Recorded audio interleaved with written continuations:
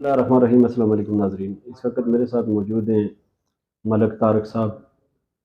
ये हालिया जो बल्दियाती इलेक्शन हुए इन्होंने पार्टिसिपेट किया डिस्ट्रिक्ट काउंसिल के लिए यूनियन काउंसिल नहरिया से। तो पहली दफ़ा ये इन्होंने जो है ना वो इंतखाबात में हिस्सा लिया और माशाल्लाह इन्होंने 1500 तकरीबन वोट हासिल किए। तो इसके ऊपर मैं इनको मुबारकबाद पेश करता हूँ। और साथ तारक साहब, आपका क्या एक्सपीरियंस रहा है? लोगों में आप गए तो उनकी अवेयरनेस कितनी थी, और जिस तरह आप लड़े हैं इलेक्शन, क्या आपको डिफ़िकल्टीज़ पेश आई हैं? बिस्मिल्लाहिर्रहमानिर्रहीम। सबसे पहले अखलाक साहब आपका शुक्रिया कि आपके चैनल के तवसत से इन लोगों तक मेरा पैगाम जाएगा। तो इलेक्शन के हवाले से ये है कि आपको पता है कि तकरीबन 32 साल के बाद ये बलदियाती इलेक्शन जो हैं वो हमारे यहाँ पे कश्मीर में इनका इनेकाद हुआ है। तो इस सिलसिले में बहुत सारे लोगों ने इसमें पार्टिसिपेट किया और मैंने भी बहैसियत आज़ाद उम्मीदवार यूनियन काउंसिल नहरियों से डिस्ट्रिक्ट काउंसिल के लिए इसमें मैंने पार्टिसिपेट किया। और अल्हम्दुलिल्लाह अल्लाह का लाख लाख शुक्र है कि लोगों ने बहुत ताउन किया है। एक तो फर्स्ट टाइम मैं इलेक्शन में गया और उसके अलावा कैंपेन भी उस हवाले से देर पा लॉन्ग टाइम नहीं चला सके, क्योंकि इलेक्शन की जो पोजीशन ये थी कि वो कुछ समझ नहीं आ रही थी कि होंगे या नहीं होंगे। इसी सरात सेमगी में लगे रहे हम लोग। और अल्हम्दुलिल्लाह हमने जो कैंपेन की, जो लोगों के पास गए, उसका लोगों ने हमें भरपूर जो है वो रिज़ल्ट दिया है। तो गुज़ारिश ये है कि चूँकि आपको पता है यहाँ पे पार्टी सिस्टम है। मेरे मद्दे मुकाबल 2 बड़ी जमातें थी जो मेरी हरीफ थी। पीटीआई का टिकट था मोहतरम कारी करीम साहब के पास, नून लीग का टिकट था मोहतरम आबद साहब के पास। उन्होंने भी अल्हम्दुलिल्लाह काफ़ी स्ट्रगल की है। तो अब ये है कि ये फ़ील्ड आपको पता है, इसमें हार-जीत तो होती है, कोई एक जीतता है, बहुत सारे लोग मैदान में आते हैं। तो हमारी इस यूनियन काउंसिल नहरिया से मोहतरम कारी करीम साहब ने जो पीटीआई की सीट निकाली है, तो अल्हम्दुलिल्लाह मैं तो आपके चैनल के तवज्जुह से उनको भी मुबारकबाद देता हूँ। तो ये है कि इसमें काफ़ी मुश्किलात थी, उसकी वजह कि एक तो बहैसियत आज़ाद उम्मीदवार आपको पता है कि फ़ील्ड में जाना और फिर कोई सियासी पीछे आपका इतना कोई फुटिंग ना हो, तो लोगों को इस चीज़ पे मॉडिफ़ाई करना इंतहाई मुश्किल होता है। लेकिन इसके बावजूद अल्हम्दुलिल्लाह लोगों ने भरपूर साथ दिया मेरा, और मैं उन तमाम लोगों का शुक्रिया अदा करता हूँ जिन्होंने मुझे वोट सपोर्ट किया।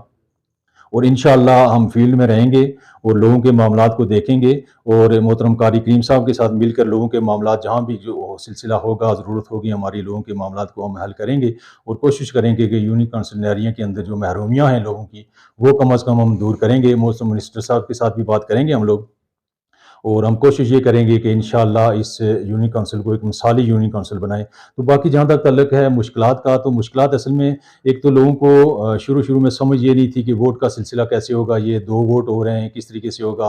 और फिर लोगों को चूँकि बीडी मेंबर और फिर आगे डिस्ट्रिक्ट काउंसिल के 2 वोट हैं, लोगों को इस चीज़ पे समझाना, ये शुरू में थोड़ी-सी डिफ़िकल्टीज़ हुई हैं।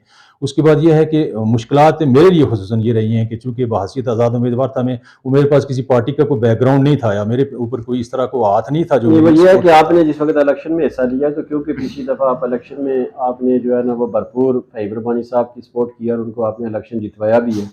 तो आपने पार्टी टिकट के लिए अप्लाई नहीं किया था? जी, अखलाक साहब, मैंने पार्टी टिकट के लिए अप्लाई किया था, दरख्वास्त दी थी मैंने भी टिकट के लिए, लेकिन टिकट चूँकि मुझे मिल नहीं सका था।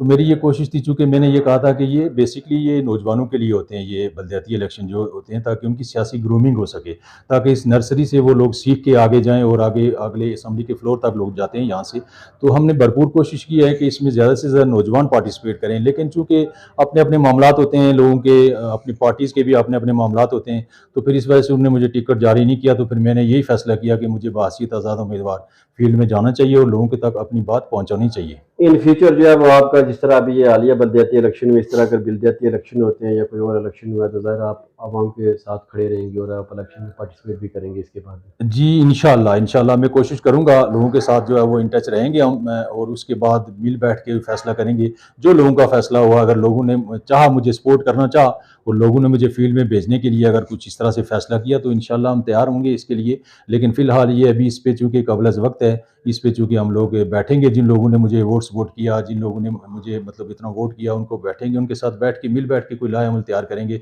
उस पे जो भी लोगों की राय होगी मैं उसका एहतराम करूँगा अच्छा, इंशाअल्लाह। हमारे में ये होता है जी कि जिस वक़्त अभी मैं आपके साथ बैठा हूँ, ज़रा आप मलिक फैमिली से ताल्लुक़ रखते हैं, मेरी जो है ना वो सदन फैमिली है। तो हम बाज़ाहिर लोगों को ये कहते तो हैं जी कि हम जो है ना वो कबाइल में नहीं जाना चाहते हैं जी, लेकिन जिस वक़्त हमारा उम्मीदवार या किसी के पास वोट माँगने के लिए जाता है, पहले तो वो अपनी कहानी सुनाता है। यहाँ के ऊपर आपको पता है नज़रिया कोई नहीं है, क्योंकि अगर लंदन में जो डेमोक्रेसी अगर उसको देखें, जो यूरोपियन कंट्री है, तो वहाँ अगर दो उम्मीदवार हैं, आप और मैं, तो आप कोई लेके जाएंगे अपना जो है कि जी मेरा यहाँ के ऊपर जो पड़ी काला कोट है या नैरिया के अंदर मैं फला फला काम करूंगा, और मेरे पास भी उस चीज़ के ऊपर डिबेट होती है। यहाँ के ऊपर सिर्फ ये बताया जाता है जी कि आप मेरे चाचे के बेटे, आप मेरे मामू के, आप सदन हैं, आप मलिक हैं।